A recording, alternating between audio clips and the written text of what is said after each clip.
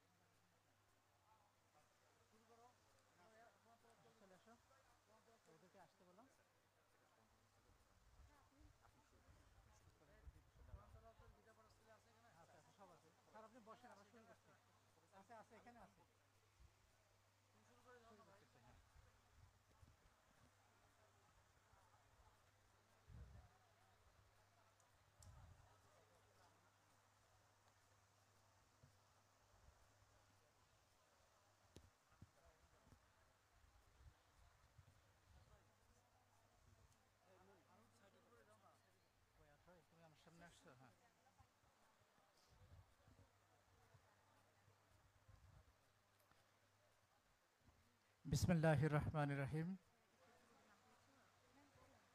জুলাই বিপ্লবের সূতিকাগার বেগম রোকেয়া বিশ্ববিদ্যালয়ের ইংরেজি বিভাগের ছাত্র, পৃথিবীর ইতিহাসে এক ক্ষণজন্মা বিপ্লবী শহীদ আবু সাইদের প্রথম শাহাদত দিবস এবং গণপ্রজাতন্ত্রী বাংলাদেশ সরকার ঘোষিত জুলাই শহীদ দিবসের আয়োজনে আজকের এই অনুষ্ঠানে সম্মানিত প্রধান অতিথি শহীদ আবু সাইদের গর্বিত পিতা জনাব মোহাম্মদ মকবুল হোসেন, উপস্থিত রয়েছেন জুলাই বিপ্লবে জীবনদানকারী রংপুর জেলার 22টি শহীদ পরিবারের পিতা, মাতা, ভাই, ভগ্নী এবং সহধর্মিণী সহ পরিবারের স্বজনগণ, শহীদ আবু সাইদের সহযোদ্ধা শিক্ষার্থীবৃন্দ, গণপ্রজাতন্ত্রী বাংলাদেশ সরকারের মাননীয় উপদেষ্টাবৃন্দ, আমন্ত্রিত অতিথিবৃন্দ, বিভিন্ন শিক্ষা প্রতিষ্ঠান, সরকারি এবং বেসরকারি প্রতিষ্ঠানের সম্মানিত অতিথিবৃন্দ, প্রশাসন এবং আইন শৃঙ্খলা রক্ষার কাজে নিয়োজিত বিভিন্ন বাহিনীর সম্মানিত সদস্য, রোকেয়া বিশ্ববিদ্যালয়ের ছাত্রছাত্রী এবং অন্যান্য বিভিন্ন পর্যায়ের কর্মকর্তা, ঢাকা থেকে না, কিন্তু যদি আবু সাইদের প্রতি, মুগ্ধর প্রতি, ইয়ামিনের প্রতি, আরো অনেক শহীদের প্রতি বিচার করতে হয়, বিচার করতে হবে সমাজটাকে সত্যিকার অর্থে বদলে দিয়ে। শুধুমাত্র একজন অপরাধীকে ফাঁসি দিলেই বিচার হয় না। যদি সত্যিকার অর্থে বিচার চাই, তাহলে আমাদের বৈষম্যহীন সমাজ গড়তে হবে, তাহলে আমাদের ন্যায় এবং সমতাভিত্তিক সমাজ গড়তে হবে, দুর্নীতি বিরোধী সমাজ গড়তে হবে, সুশাসনের সমাজ গড়তে হবে। এই প্রক্রিয়াতে কিন্তু আমরা সকলে অংশীদার, আমাদেরকে অংশীদার হতে হবে। আমরা আলোচনা করছিলাম যে চীন সরকার সম্পূর্ণ নিজ অনুদানে একটা হাসপাতাল করে দেবে। সেই হাসপাতালটা বাংলাদেশের কোথায় হতে পারে? আসিফ ভাই হয়তো মনে থাকবে ওনার নিশ্চয়ই, আমাদের মাননীয় প্রধান উপদেষ্টা বললেন এই হাসপাতালটা রংপুরে হতে হবে, এবং এই হাসপাতালটা এই জন্যই রংপুরে হতে হবে আপনাদের এই আন্দোলনের অবদানের কথাটা মনে রেখে, এই অবহেলিত পিছিয়ে পড়া জনপদের এগিয়ে যাওয়ার কথাটা মনে পড়ে। কেউ কেউ বলছিল যারা চিকিৎসা নিতে যাবে, এত উন্নত মানের চিকিৎসা দেবে, তারা কি ঢাকা থেকে চট্টগ্রাম থেকে আসবে রংপুরে? তখন উনি বললেন যে ঢাকা থেকে যদি ভারতে যায়, যদি সিঙ্গাপুরে যায়, যদি মালয়েশিয়ায় যায়, যদি সৌদি আরবে যায়, ব্যাংককে যায়, তাহলে রংপুরে যাবে না কেন? রংপুরেও আসবে। এইটা আপনারা একটু মনে রাখবেন, যে আপনারা যদি ভাবেন যে আপনাদেরকে আমরা মনে রাখিনি, এটা কিন্তু ঠিক না। আমরা কাগজে কি লিখেছি তা দিয়ে সবসময় জাজ করা যায় না, আমরা হৃদয়ে কি রেখেছি এটার একটা বড় উদাহরণ আপনাদেরকে দিলাম। এবার আসি যে আপনারা তিস্তা নদী নিয়ে কথা বলেছেন। এখন টাকাকে দেবে না দেবে সেটা নিয়ে অনেক কথা হতে পারে। তিস্তার মতন একটা ভাঙ্গন প্রবণ খরস্রোতা ভাগ করে নেয়া নদী, যেখানে আমরা ভাটিতে আছি, এইটার ব্যবস্থাপনা প্রযুক্তিগত দিক থেকে অনেক উৎকর্ষতার দাবি রাখে। এই জন্য যখন চীন সরকারকে বিগত সরকারের আমলে যখন চুক্তি হয়, তাদের পরিকল্পনা শেলফে তুলে রাখা হয়, চীনের পরিকল্পনা আর বেরই করা হয়নি। আমরা ওটা বের করলাম, ওটার উপরে কাজ করেছি। 12,000 কোটি টাকা ব্যয়ে তিস্তা প্রকল্প এই এলাকায় বাস্তবায়িত হবে। এটার কাজ আমরা এগিয়ে নিচ্ছি। এখানে সরকারও টাকা দিবে, চীন সরকারও টাকা দিবে।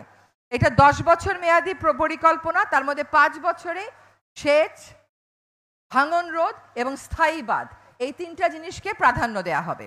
এই শেলফে থাকা পরিকল্পনাটা বের করে আমরা পরিকল্পনা কমিশনে পাঠিয়েছি। আপনারা জেনে আনন্দিত হবেন, গতকাল পরিকল্পনা কমিশন তাদের পক্ষ থেকে অনাপত্তি দিয়ে এই তিস্তার প্রকল্পের খসড়া পাঠিয়ে দিয়েছে আমাদের ইআরডি বিভাগে। এখন ইআরডি বিভাগ থেকেও পাঠিয়ে দেওয়া হয়েছে চায়নার কাছে, যে আমরা এখানে একমত আছি। এখন বিশেষজ্ঞরা এটা ডিজাইন করবে। আপনাদের কাছে কিন্তু চীনা বিশেষজ্ঞরা এসেছিল, 5টা জায়গাতে আপনারা বসে মতামত দিয়েছেন। সেই সব মতামত নিয়ে সন্নিবেশ করে এই প্রকল্পটা আমরা আশা করছি, এর দিক থেকেও তো কিছু প্রক্রিয়া থাকে, তারা কত টাকা দিবে, কোন সময়ে সেই বাজেট পাস হয়। আমরা খুবই আশাবাদী যে আমরা ইনশাআল্লাহ ডিসেম্বরের মধ্যে এই চুক্তিটা শেষ পর্যায়ে পারবো, এবং আগামী বছর থেকে কাজ শুরু হবে।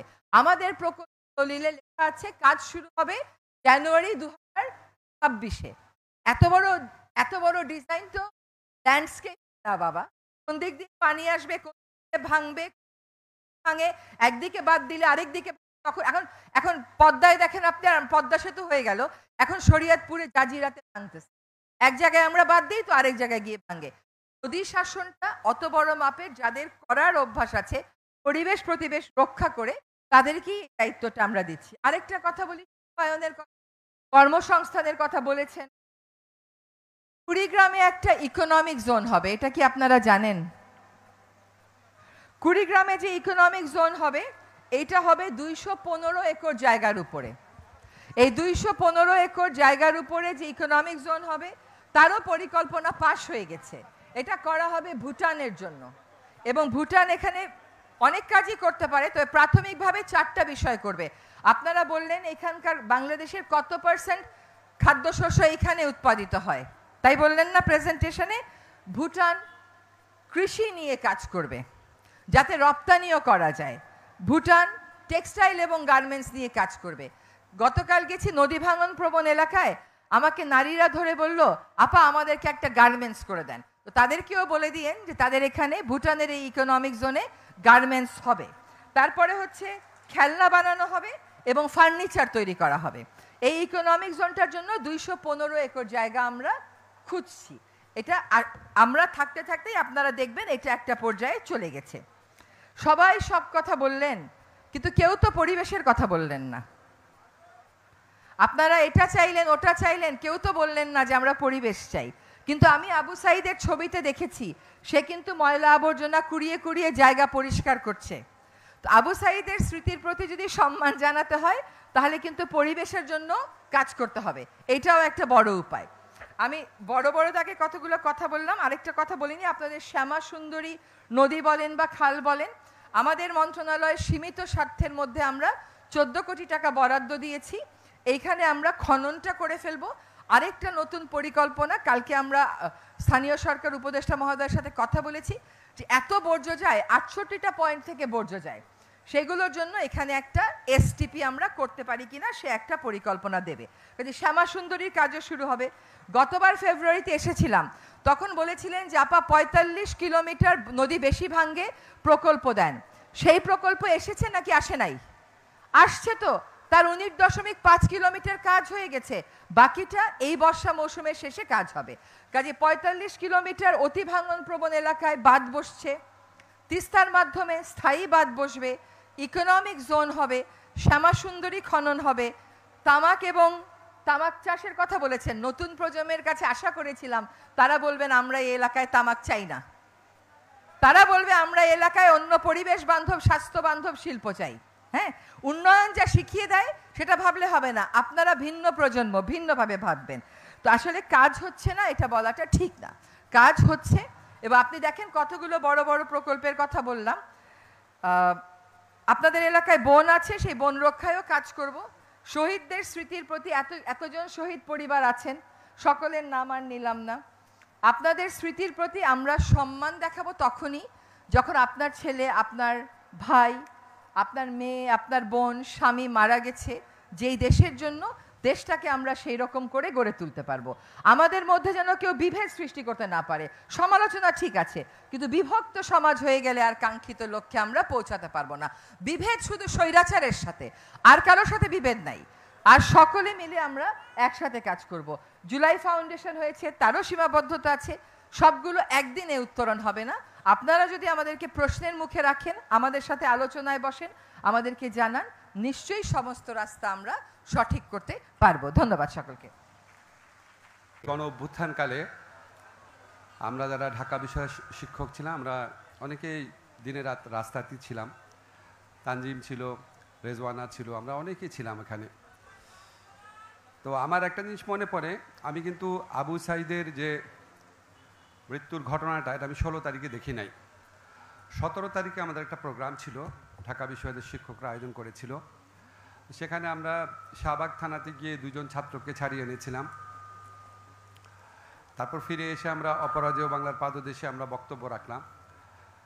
রাখার পর দুপুরে বাসায় গিয়ে আবার আসলাম আমি। তখন ভিসি চত্বরের সামনে গায়েবী জানাজা পড়ার একটা চিন্তা ছিল। সেখানে খুব অল্প সংখ্যক শিক্ষকই ছিল, তানজিম ছিল, এটা আমার স্পষ্ট মনে আছে। তো সেখানে আমার এত রাগ লাগছিল যে গুলি বর্ষণের ঘটনা শুনেছি, দেখি নাই তখনও। তা আমি সেখানে প্রথম 17 জুলাই বিকাল 3টার দিকে আমি সরাসরি স্বরাষ্ট্রমন্ত্রীর পদত্যাগ চেয়েছি। এবং আমার কণ্ঠে এত ঘৃণা ছিল যে ওনার মধ্যে যদি মিনিমাম যে সমস্ত কথা বলে, ওনার মধ্যে যদি মিনিমাম মনুষ্যত্ব থাকে, সে যেন অবশ্যই পদত্যাগ করে। এই সমস্ত কথাবার্তা বলার পর বিভিন্ন মানুষ আমাকে সাবধান করলো যে আমি যেন বাসায় না থাকি। তো আমি 17 তারিখ রাতে অন্য একজন শিক্ষকের বাসায় ছিলাম, গভীর রাত, আমার মনে আছে। তখন আমি প্রথম আবু সাইদের গুলিবর্ষণের ঘটনাটা দেখি। দেখেন, আমি অনেস্টলি একটা কথা বলি, আমি খুব সাহসী মানুষ না, কিন্তু আমি সেদিন যখন এই দৃশ্যটা দেখলাম, বারবার দেখছিলাম, 17 তারিখের রাতে এটা ভাইরাল হয়ে গেছে। আমার মনে হলো যে আমাদের আর ভয় পাওয়ার অধিকার নাই। এইভাবে একটা ছেলে জীবন দিতে পারে নিশ্চিত মৃত্যু জেনে, আমরা তাদের অভিভাবক, আমাদের আর ভয় পাওয়ার কোনো অধিকার নাই। এবং আমি আশ্চর্য হয়ে যাই যে একটা ছেলের আত্মত্যাগ, যাকে আমি কখনো দেখিও নাই, তার আত্মত্যাগ আমার মতো একটা মধ্যবয়সী প্রায় ভীতু একটা মানুষকে জাস্ট জীবনের পরোয়া না করে দিনে রাত্রে রাস্তায় থাকার আন্দোলনে উদ্বুদ্ধ করতে পেরেছিল। আবু সাইদের এত বড় শক্তি ছিল। তা আমি যখন আবু সাইদের বিভিন্ন ফুটেজ দেখি, সরি আমি একটু তার কথা বলতে হবে আমাকে, আমি যখন তার ফেসবুক স্ট্যাটাসগুলো দেখি, আপনি খেয়াল করে দেখেন, তার আদর্শের দিকটা দেখেন। 13 তারিখে উনি প্রথম একবার বলেছেন সম্মানের কথা। উনি শামসুজ্জোহা স্যারের কথা বলছিলেন, বলতে গিয়ে উনি বলেছেন যে একজন শামসুজ্জোহা হয়ে মরে যাওয়া অনেক সম্মানের, মরে যাওয়ার কথা বলেছেন। আরেকটা স্ট্যাটাস ছিল, 15 তারিখের স্ট্যাটাস ছিল এটা, 13 তারিখে আরেকটা স্ট্যাটাসে উনি মৃত্যুর কথা বলেছিলেন। বলেছিলেন যে অন্যায়কারীদের সাথে থেকে 100 বছর বাঁচার চেয়ে ন্যায়ের পথে থেকে বেঁচে যাওয়া অনেক সম্মানের, ন্যায়ের পথে থেকে মরে যাওয়া অনেক সম্মানের, অনেক আনন্দের। তা আমার কাছে মনে হয়েছে কি যে আবু সাঈদের আদর্শটা কি ছিল, যে আমি সত্য ন্যায় আদর্শের পথে থাকবো, থাকার পর আমি যদি মরেও যাই সেটা এই হাজার হাজার লক্ষ লক্ষ অন্যায়কারীর বেঁচে থাকার চেয়ে অনেক সম্মানের, অনেক শ্রদ্ধার। আমার কাছে এই জিনিসটা খুবই বিস্ময়কর লাগে যে আমার কাছে মনে হচ্ছে না আবু সাঈদ মৃত্যুর জন্য প্রিপেয়ার্ড ছিল। বিশ্বাস করেন, আমি এটা বিশ্বাস করি। তারপর আমি যখন শহীদুল ভাইয়ের ফুটেজটা দেখলাম, যেটা ফরেন্সিক এক্সপার্টরা দেখিয়েছে, আপনি লক্ষ্য করে দেখেন প্রথমবার তাকে নির্মমভাবে পেটানো হয়েছে, তারপর বার এসেছে গুলি খাওয়ার পর তার চেহারার মধ্যে একটা প্রচণ্ড বিস্ময় ছিল যে এইভাবে গুলি করে দিল।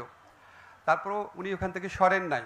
ওই ফুটেজের মধ্যে দেখেন চোখের নিচে দিয়ে রক্ত বেরোচ্ছে, মুখ দিয়ে রক্ত বেরোচ্ছে। এই কারেজ, এই যে একটা আদর্শিক একটা প্রস্তুতি এবং এই সাহস, মানে আপনি খেয়াল করে দেখেন আমাদের এই গণ আন্দোলনে, আমাদের গণতন্ত্রের আন্দোলনে বহু মানুষ বহুভাবে মারা যায়, কিন্তু এইভাবে দাঁড়িয়ে একটা প্রতিরোধের একটা উজ্জ্বল একটা আপনার ভাষা নিয়ে উদ্ধতভাবে দাঁড়িয়ে, সাহসী দুঃসাহসীভাবে দাঁড়িয়ে একের পর এক পুলিশ গুলি করছে, লুটিয়ে যাওয়ার আগ পর্যন্ত আবু সাঈদ নড়েনি। আমার মনে হয় যে আবু সাঈদ হচ্ছে আমাদের জুলাইয়ের বীর শ্রেষ্ঠ। এত বড় বীরত্ব, এটা আমরা অনেক বছর লাগবে আমাদের রিয়ালাইজ করতে। আবু সাঈদের সাথে সাথে অন্যান্য শহীদদের কথা আমাদের বলতে হবে। আবু সাঈদের ঘটনার দিনই প্রতিবাদ করে আরও 5 জন প্রাণ হারিয়েছিলেন। ওয়াসিমের কথা আমার মনে আছে, সেও ছাত্র ছিল চট্টগ্রামের একটা কলেজের। ততক্ষণে তো সবাই জেনে গেছে যে এইভাবে দাঁড়ালে পুলিশ এভাবে গুলি করবে এবং মৃত্যু হতে পারে। এইটা জেনে এই দেশের শত শত তরুণ, 1000-এরও বেশি তরুণ আত্মাহুতি দিয়েছে এই দেশ গড়ার জন্য। এত বড় আত্মদান যখন হয়, তারপর আমরা যখন এরকম দায়িত্ব নেই, আমাদের সত্যি মাঝে মাঝে মনে হয় এত বড় আত্মদানের প্রপার রেকগনিশন, প্রপার সম্মান করার সাধ্য কি আমাদের আছে? আসলে নাই, কিন্তু আমরা চেষ্টা করি। আপনাদের, আমাকে দেখলেই আপনাদের একটা কথা খুব বলতে ইচ্ছা করে, বিচারের কথা। আপনারা জানেন যে আবু সাঈদ হত্যাকাণ্ডের জন্য স্পষ্টভাবে যে 2 জন পুলিশ কনস্টেবল দায়ী ছিল, সুজন এবং আমির হোসেন, তারা 2 জনই গ্রেফতার হয়েছে। তাদের বিচার কাজ শুরু হয়েছে। ফরমাল চার্জ দেওয়া বলে, এখানে আইনের বিষয়ে যারা বুঝেন ভালো করে বুঝবেন, ফরমাল চার্জ দেওয়ার মাধ্যমে বিচার কাজ শুরু হয়।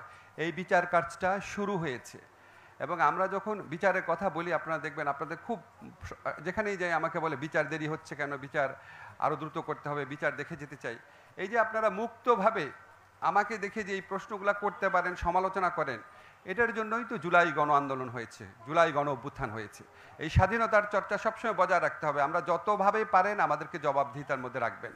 আমি শুধু আপনাদের একটা কথা বলি, যখন আমরা বিচার কার্য শুরু করলাম প্রথমে দেখি কোর্টই নাই, কোর্ট ভবন রেনোভেট করতে হয়েছে। আমাদেরকে ইঞ্জিনিয়ার বলেছিল 3 মাস লাগবে, সেটা আমি এবং আমাদের আদিলুর রহমান খান পূর্ত সচিব, পূর্তমন্ত্রী, আমরা রেগুলার ওখানে ইন্সপেকশনে যেতাম। 3 মাস লাগবে বলেছে, সেটা আমরা 1 মাসে করিয়েছি। আমাদের কোর্ট ছিল না, বিচারক ছিল না, বিচারক নিয়োগ দিতে হয়েছে। প্রসিকিউটর ছিল না, প্রসিকিউটর নিয়োগ দিতে হয়েছে। তদন্তকারী কর্মকর্তা যারা তদন্তকারী নিয়োগ দেওয়া হয়েছে, দেওয়ার পর দেখা গেল কিছু লোক কাজ করছে না, তাদের চেঞ্জ করে আবার দিতে হয়েছে। এবং বিচার কাজ আপনাদেরকে আমি নিশ্চিত করছি পূর্ণ গতিতে এগিয়ে চলেছে, এখানে কারো কোনো রকম গাফলতি নাই। আপনাদের শুধু একটা জিনিস মনে করিয়ে দেই, শেখ হাসিনা কথায় কথায় তার বাবার মৃত্যুর কথা বলতো।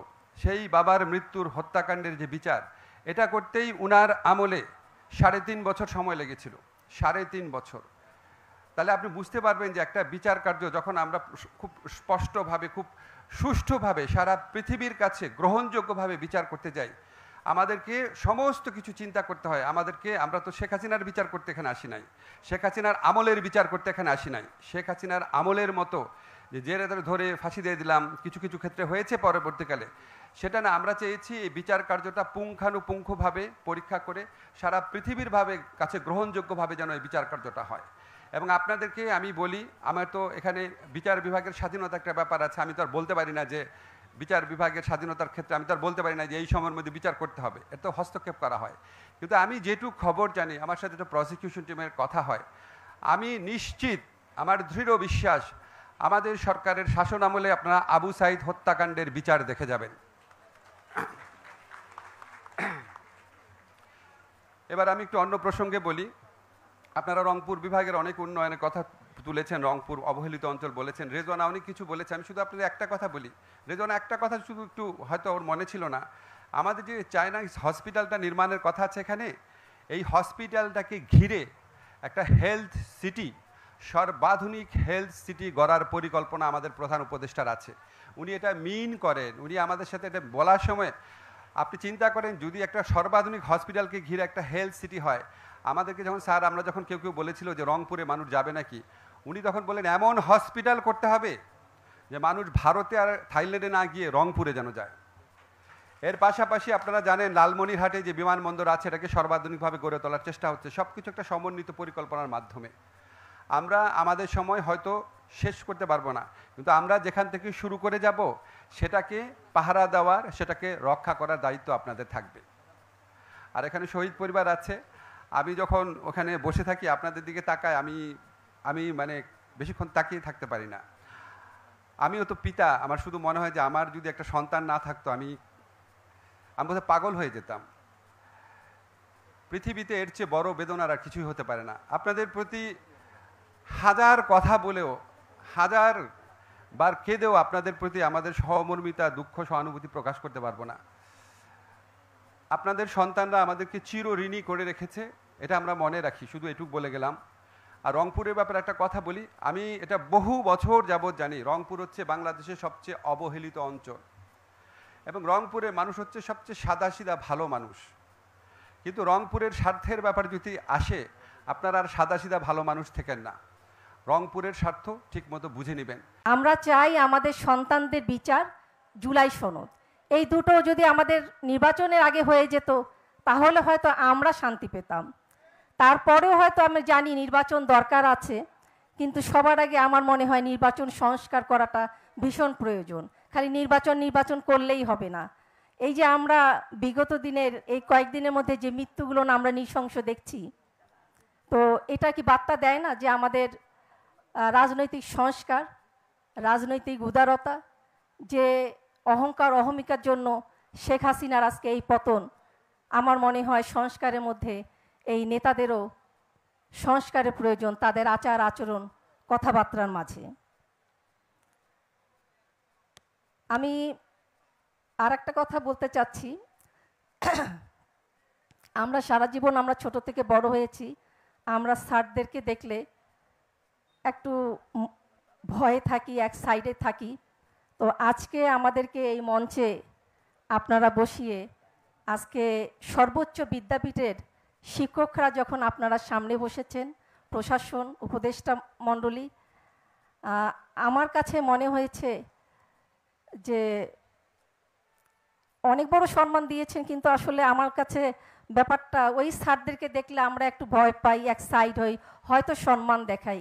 এই জায়গাটাতে এসে আসলে আমি নিজেকে একটু কোণঠাসা করেই রেখেছিলাম, হয়তো আরও অনেক কথাই বলতে